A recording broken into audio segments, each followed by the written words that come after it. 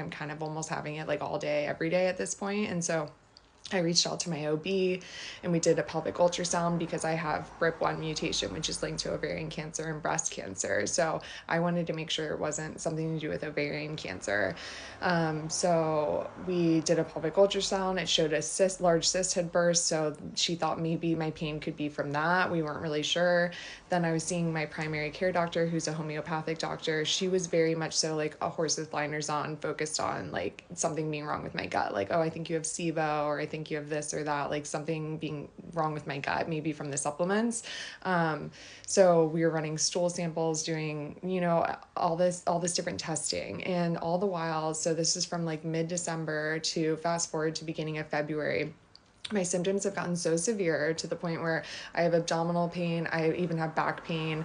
I would, like I said, I would have weird, like I felt like I wasn't digesting food well. So I also would go through this, or I would feel like I was very, very full, and then like got full very easily. And then I also felt really hungry, and like my stomach was really hollow like the next minute. Like it was like a weird pendulum.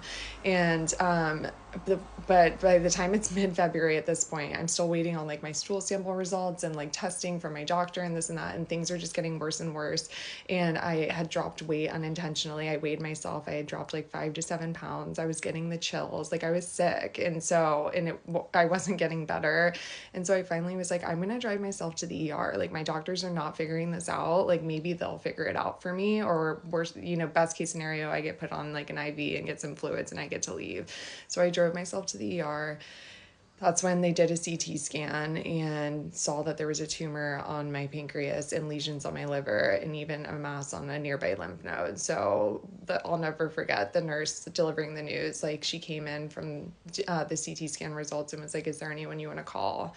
And I was like, "Why?" And she was like, "Because it's bad." And she looked like she was going to cry, and it was absolutely horrible. It was the worst day of my life. And so we obviously called my husband, Michael, and had to get childcare for Quinn, and Michael came running to the hospital, and I didn't leave the hospital for like 2 days because I slept there, so I never left. I was there for about 2 nights while they did the biopsy and everything else, and just to confirm it was pancreatic cancer. So it was horrible. It was a nightmare.